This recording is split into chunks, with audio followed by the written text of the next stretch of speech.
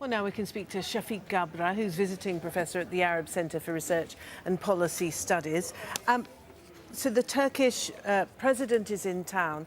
Our correspondent has been speaking to the Turkish foreign minister and has understood that the Turkish position is that the blockade has to be lifted before any substantive talks can take place. Now, that is the position of the Qatari foreign minister. So no change there, really. No change there. This is clear that the blockade has to end, and then talks will take place. I think that has evolved throughout this crisis. But what we're seeing also is the development and evolution and deepening of a Qatari-Turkish alliance. But also we're seeing the deepening of a role that Turkey is playing in the Gulf. The visits to Kuwait, part of it is mediation. But the other part, I think there is a lot of bilateral relations that's going to evolve with Turkey now in the middle of the GCC crisis. This increased role in the region being played by Turkey, is that going to be welcomed by other members of the GCC? Not necessarily, but not necessarily totally unwelcome. So the being received in Saudi Arabia as part of the mediation effort is a positive sign on the one hand, but on the other hand, it's also an attempt to salvage. It's an attempt to kind of break some ice and at the same time to position Turkey as not being a threat to anybody. Keep in mind that we are in a region that has a lot of rebellions and civil wars. We're also in a region that has competitions between Iran, Turkey, and other states. And so in a way, Turkey is in a position to still have leverage in its relation. The fact that Iran exists across the shores is one aspect, plus all the economic bilateral aspects.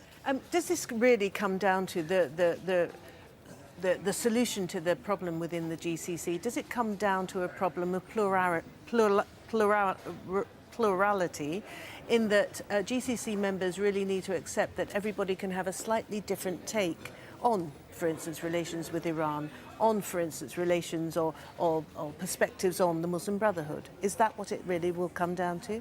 Yes, it will come down to the ability to have a plurality or a pluralism of different states with different ideas and dimensions, and to kind of rationalize the competition between these different states on important strategic issues related to people and governments and change and democracy and ideals in the vast region of the Arab world.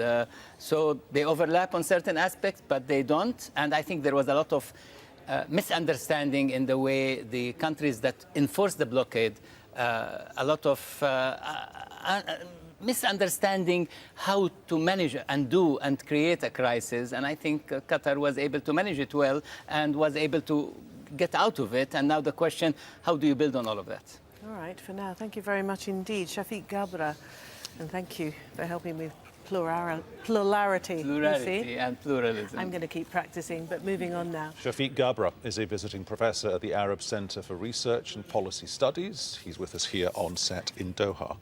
What can Mr. Erdogan achieve that Rex Tillerson couldn't achieve? The US Secretary of State. Not much. Cooling more, providing a much probably some additional cooling for the existing crisis. I don't think he believes, or his team, that they can pull something strategic at this moment, and maybe postponing further tensions for an additional year or so. Interesting you used the word there, postponing tensions, not lessening tensions. Why do you say that? Why do you say postponing? I feel the crisis did break a lot. Qatar is going its way. So is Turkey and Doha. And at the same time, the Turkish leadership with Ardogan is trying to tell the rest of the GCC, and particularly Saudi Arabia, that it's still interested in relationships and in a good level of calm and a de-escalation of the existing crisis. It's already de-escalated, is looking for further de-escalation, but probably it will maybe work for a while. Saudi Arabia is in transition as well. We really don't know, in the context of that transition, how things would look a year from today. Do you detect a permanent fracturing, therefore, within the GCC? Because one thing that everyone's united on, the GCC is weaker now than it's been for what? At least 4 or 5 years. I detect a permanent fracture, yes. I see that, and my hope is an ability to manage that fracture, an ability to keep it at a certain level and not go beyond it.